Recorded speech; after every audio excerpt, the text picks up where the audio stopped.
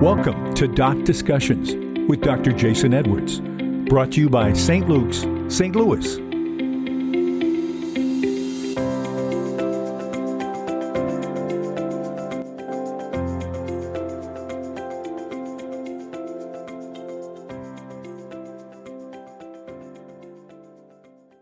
Hello, this is Jason Edwards. Welcome to Doc Discussions. Today I'm going to talk to Dr. Richard Ramus, an orthopedic surgeon, and we're going to talk about specific injuries that people deal with, why they have these injuries, and what we can do to reverse or reduce the probability of having these injuries. Rich, how you doing today? Doing great, Jason. Thanks for having me. Good to see you. I've known your father for a while, and actually knew him before I knew you. And he's a fellow orthopedic surgeon as well. How's it working with your father? He is. It's great. He has been here. I was talking to Todd here about that. He's been out here for a long time. I think he joined staff here in, I want to say 92 or 93, and has obviously been here the entire time and has a great reputation here at St. Luke's. And And I have personally been coming out here pretty much my whole life. I saw my pediatrician here when I was a kid, and have obviously been fond of St. Luke's for a long, long time. And so, when it came time for me to decide, where I was going to practice, it was, it was kind of a no-brainer for me. It's been fun practicing with my dad. It's been fun being in the office with him and kind of bouncing ideas off each other. And it's made, obviously the transition that can sometimes be hard into practice a little bit easier because of that kind of comfort level. And obviously, having him or being around St. Luke's for a long time and having that great relationship with the staff and, the other physicians around the hospital has made it easy too, as far as, being introduced to people. And so that's been great. Yeah, and how it works is patients or other doctors send you patients, and if they have good outcomes, they keep sending your patients. And so, I think when you first got here a few years back, a couple of my patients actually saw you and had great outcomes. And so that's always good to know that we got. Typically you have very high quality doctors, but it's always good to confirm it. Now, your grandfather was a physician as well in Vandalia, is that right? He was, yeah. I had a patient who I think was a patient of your grandfather's a few years back. And so was he a family medicine doctor? Yeah, he did family practice. So he was one of these kind of small town, do it all general practitioners. So he delivered babies. He was in the OR. He did everything for his patients. And so, yeah, we still have a lot of patients that come over from Vandalia who still know the practice and know. And then obviously my dad kind of had that little niche market for a long time. And now they come over and see me too. And so it's been fun because I always enjoy that interaction in the office of patients that knew my grandpa, and it's fun to take a few minutes to talk about him. Yeah, for sure. And so, you're an orthopedic surgeon. What do you spend most of your day doing in the OR? Yeah. So most of my clinical practice, especially my elective practice, is on hip and knee arthritis, hip and knee replacements, revisions of hip and knee replacements that for whatever reason need to be redone. That's what I did my fellowship in. I did an extra year of training doing hip and knee. And so that is most of what my referrals are. I do take a lot of trauma call at the hospital. And so we treat a lot of hip fractures and wrist fractures and ankle fractures, things like that. And so the majority of my practice is more of on the degenerative side of the hip and knee arthritis side. But I do to get a lot of referrals of patients who have had, painful total joints that have been done previously that for one reason or the next need to be redone. And so I've always heard that if you have a hip replacement or a knee replacement, you have something like 15 years or so, and then it needs to be redone. What is that accurate, or what's the deal with that? Yeah, that's a good question. It's a lot. Patients, we talk about that a lot, and that is a little bit not a misconception now, because that is how it used to be. But we are still, not in its infancy, but hip and knee replacement didn't become, very widespread utilized until, the 70s or 80s, and then the question was always, what's the youngest person you would do this in, because the plastic liners usually was the limiting factor. And so they would wear out. And so most people would say you don't want to do a joint replacement if you have if you're expected to live more than 10 or 15 years because you have to have it revised. Now, you're about the year 2000, 2001, 2002, they developed what's called highly cross-linked polyethylene. So it's just a better way to engineer the plastic that we rely on for the replacements. And we are seeing, kind of awesome results from this new polyethylene. And so it's just not wearing like it used to. And so that kind of gives us the ability to treat a younger and younger patient population who, for one reason or the next, get arthritis at a younger age. And whereas in the past, we would kind of say, you're probably too young. You kind of just have to live with it. And we try different pain, treatments and medications and injections. But now we're seeing younger and younger patients who are doing very well with joint replacements. When I think about health overall, a lot of times I'm thinking about length of life. And, as far as how do I reduce a risk of heart attack or a stroke or things like that. But, and I think there's probably a link between your joint health and your length of life too, because if you can't move, you're like less mobile. But to me, this kind of stuff is really a huge quality of life issue. And I've had patients who them or their spouse have had, significant knee issues or hip issues, which have really just limited their ability to kind of live their full life, and it's kind of stolen their freedom from them. And so it to me, it seems like just a real detriment to your quality of life. Yeah, no, absolutely. I mean, it is quality of life, no question. And it's also, and there have been studies that looked into this as far as being, a productive member of the workforce and of society, because a lot of these things will affect, laborers where they literally cannot do their jobs because of their either hip or knee or their arthritis or the pain that they're in. And so being able to restore that function and allow these people to function pain-free kind of gets them back into, the workforce and back into contributing. And I think that, it's a quality of life thing. And then it also affects people's mental health. I mean, it's just such a big thing to be able to exercise and be able to, be without pain. And it affects all aspects of your life, not only kind of your physical ability to exercise and maintain a healthy lifestyle, but also kind of your mental health of being able to do the things that you want to do that are kind of these stress relievers for patients. For sure. And like you said, having a job gives you purpose in life. You feel like you matter, and all that is really going to have a huge impact on your mental health. Now, I'm sure there's data out there too that shows that, at a certain age, if you have a fracture, that it can limit the length of your life as well. Yeah, and I have that discussion with families of patients who come in with either hip fractures, and that's most of the data that we have is on the hip fracture population. And we know that based on the Medicare data that those, which is obviously patients over the age of 65, that about 30% of those patients, there's a 1-year mortality of about 30%.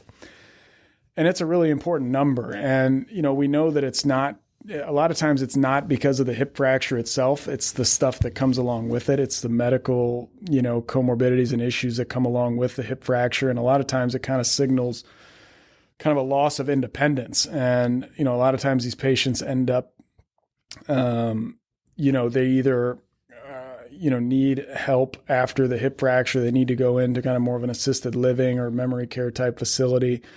And so I'm very honest with families when this happens is that, because it can be a signal of, okay, things need to change as far as, lifestyle and home situation and that sort of thing. And unfortunately, I feel like, at least in our society, it becomes people aren't as proactive about it as far as kind of getting out in front of these things. And it's usually to the point where something like a hip fracture or some sort of fracture happens, and then it necessitates kind of a different level of care. And so it is an important discussion for those patients, no question. And when you say hip fracture, is that like the top of the femur, like a femoral neck fracture? Is that typically where the lesion's at? Yeah, exactly. So usually we'll see them, and that's kind of one of the most common things we treat here at St. Luke's as far as our fracture population is it's either, when I talk to patients about it, I kind of categorize them into two different types of hip fractures, either intracapsular, which is like your femoral neck fracture, or extracapsular, where it's outside of the hip joint. And that kind of determines whether or not you have to just replace it or you can fix it. And by fixing it, we usually use what's called an intramedullary nail and align the fracture fragments, and they will reliably heal. But when they're inside the capsule, that's when we talk about just replacing them, because they generally do better that way. You're not relying on the fracture healing, and it allows the patients to kind of get up and moving, which is honestly the biggest thing as far as treating, especially geriatric population, is you want to be able to get them out of bed, get them moving, get them back walking, to prevent the medical complications that can come with it, like, pneumonia and blood clots and bed sores and these sorts of things that we worry about within that population. And over the years, to me, that seems like that's been one thing that's really changed a lot, is after the surgery, the impetus to actually have them moving, even like walking either day of surgery or day after surgery, and the dependence on physical therapy seems to only have kind of become more important over the years. Yeah, and I think that's one of the things that, people ask, okay, what's changed with what you guys are doing in the last 10 or 15 years? And most of the time, it's not necessarily the surgeries themselves, the technical aspects of things. Sometimes it's the implants a little bit, but I think the biggest thing is just our focus on rapid recovery protocols. And we've kind of learned the importance of, okay, same day therapy, get you up and out of bed and start to get moving, because we recognize how there's a little bit of a, time crunch as far as people do better when they're out of bed as quickly as you can. And so, when these fractures come in, we do treat them kind of as an urgent thing. We try to get to them as quickly as we can. And there's been studies that have shown if you do these fractures within 24 or 48 hours, they do a whole lot better, less medical complications than waiting. And so we stress the importance of getting kind of early surgery to be able to get these patients out of bed, and generally they do better that way. So if somebody's trying to stay out of this situation where they're having a hip fracture and they're trying to not be one of your patients, what are some general things that people can do to reduce their likelihood of a hip fracture or a rotator cuff tear or something like that?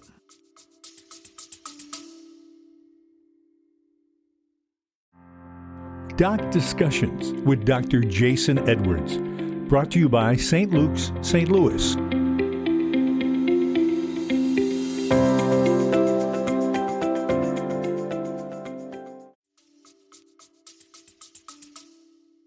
Yeah, so hip fracture avoidance and kind of preventative measures of what we call fragility fractures. So not just at the hip, but at shoulder, wrist,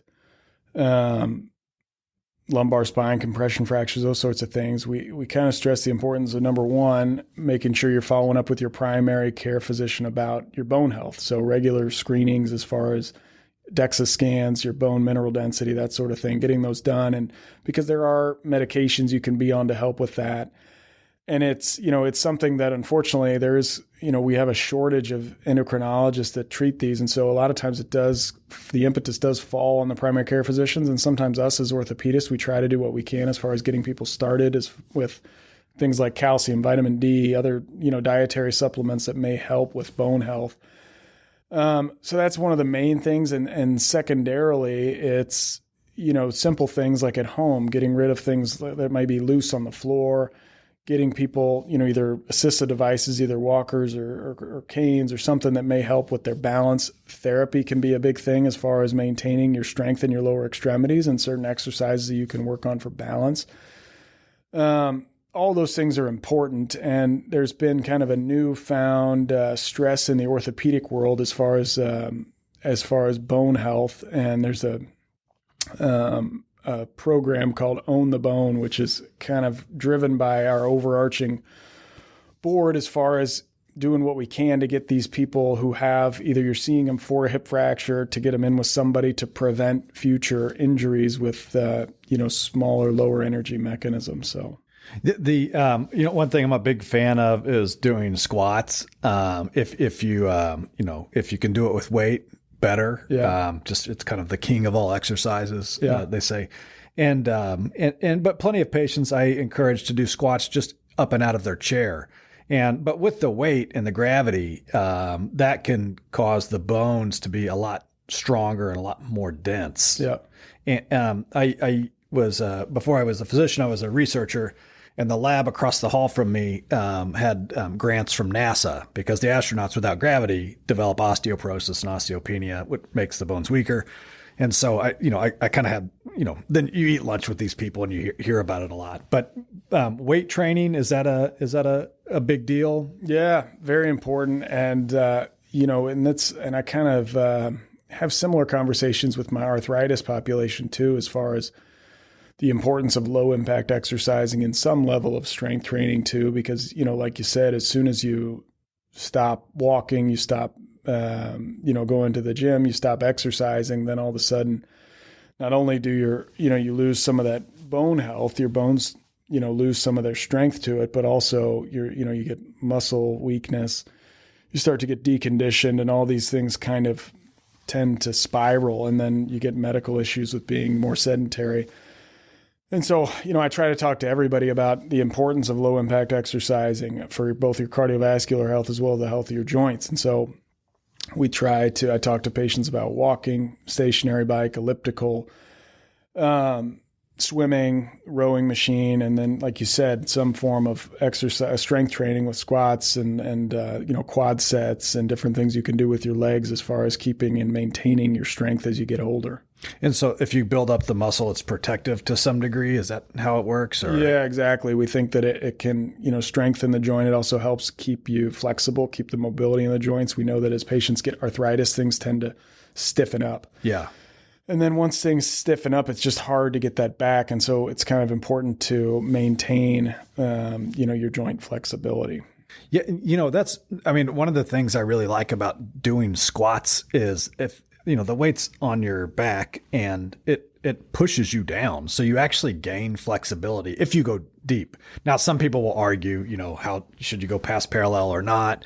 But if you go past parallel, you get a great stretch on the hamstrings. And usually I think that's the issue with most people because they sit in chairs all day and their hamstrings begin to shorten over the years. And I've talked before on the podcast about doing a 10 or 15 minute stretching routine before I go to bed. And I think it's just one of those things that keeps you young. Yeah. And the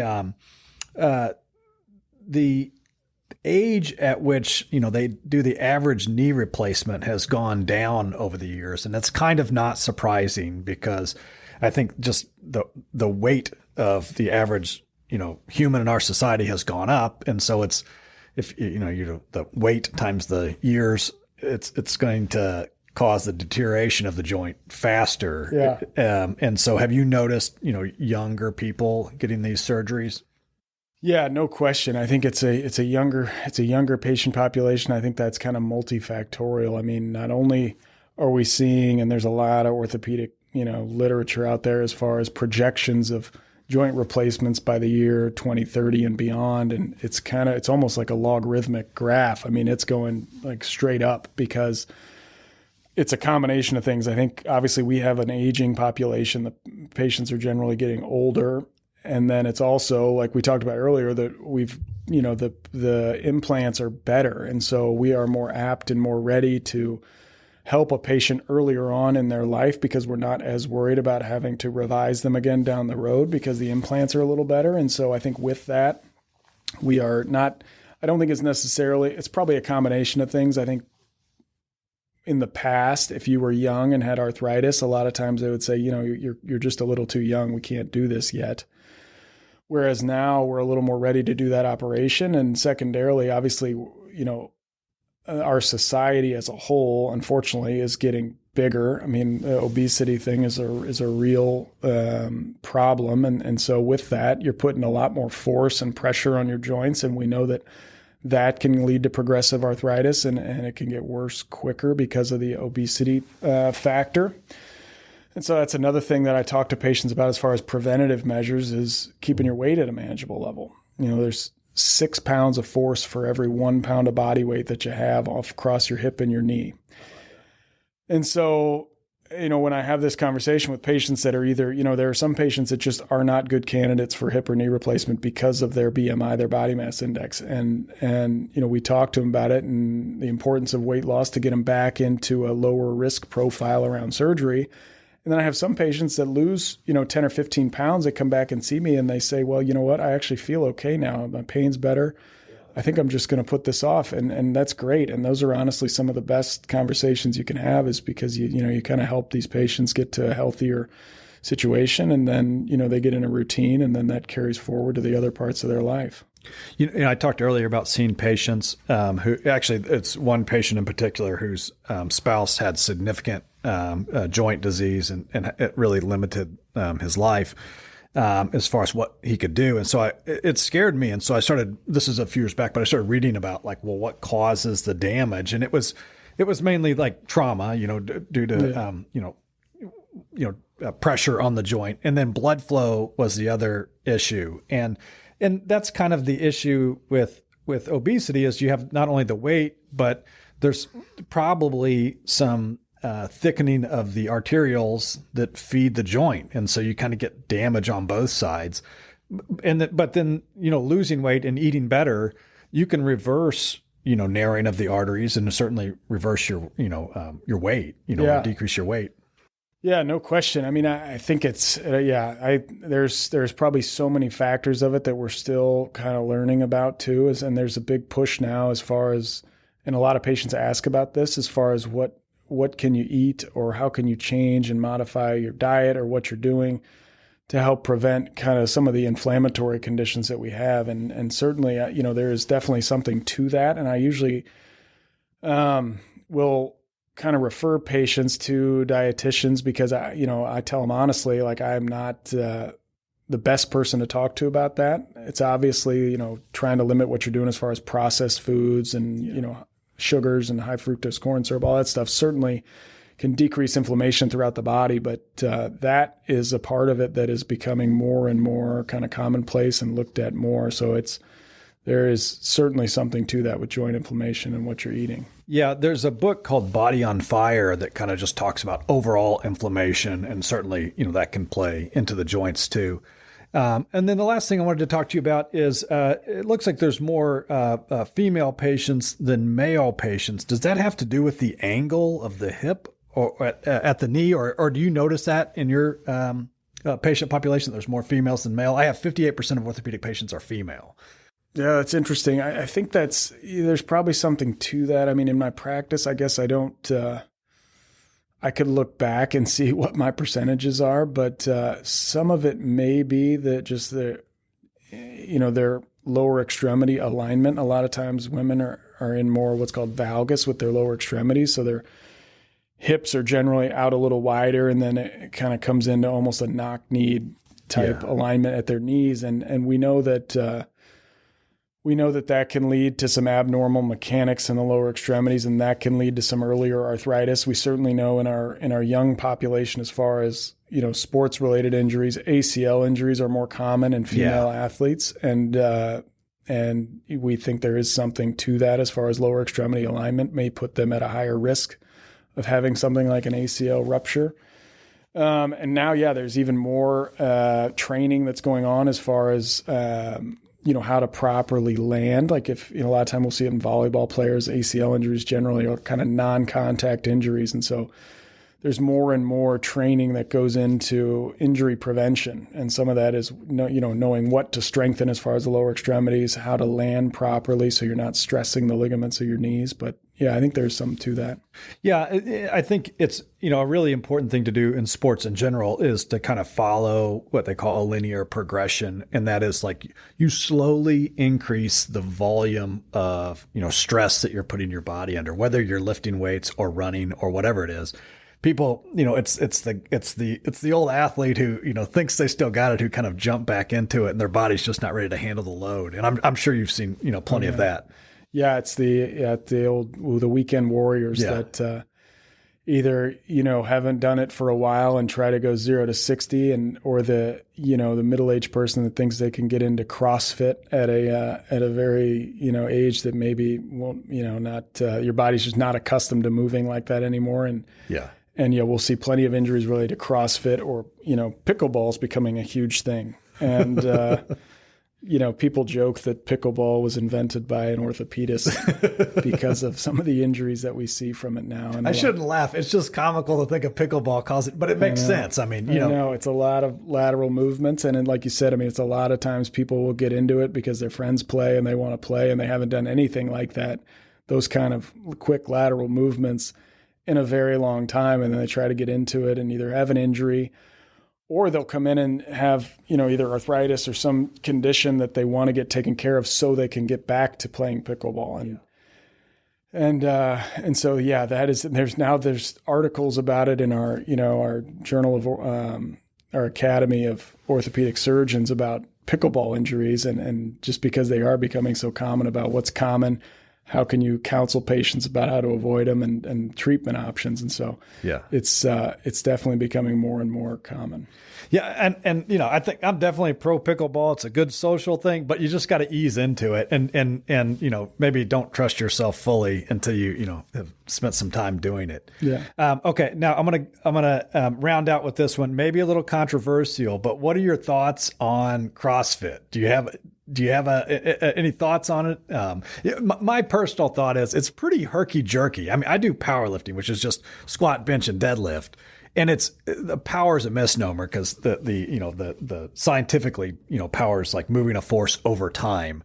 Everything's slow in powerlifting. You don't speed squat. Yeah. You don't, doing cleans and clean and jerk and snatches. That's like, Olympic weightlifting is power where you do it quickly, but powerlifting's slow. So there's no herky jerky. And so to me, I think it's a lot safer flipping around on these bars and stuff like this. I think there's a lot of good benefits from it, but it seems risky to me when you're older. Yeah, no question. I mean, I personally, I've never gotten into CrossFit, but I agree with you. Watching some of these people do it, there are certain things that, as an orthopedist, and it's whatever, I'm sure there are things like this for you too, where you, as an orthopedist, you look at it and you cringe a little bit because the body wasn't necessarily made to do things like that, especially at an older age. I mean, there are certain things, not CrossFit, but other things that make orthopedists a little bit cringeworthy. And that's, pediatric stuff like trampolines, monkey bars,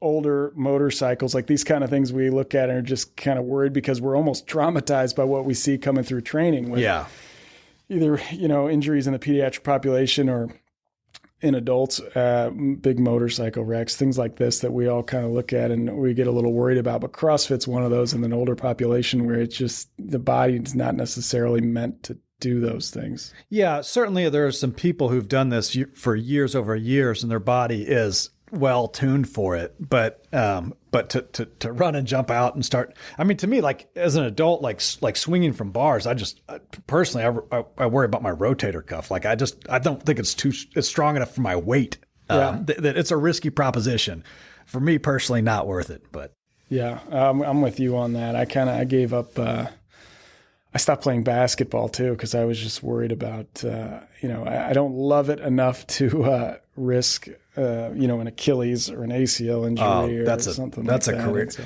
I ran track in college, and if you had an Achilles injury, that was it. I mean, yeah, you could recover, you could do the whole thing for a year, but it was never the same. No, and it's when you are so reliant on being able to be physically 100% to do what we do as far as operating and seeing patients in the office, and it's just.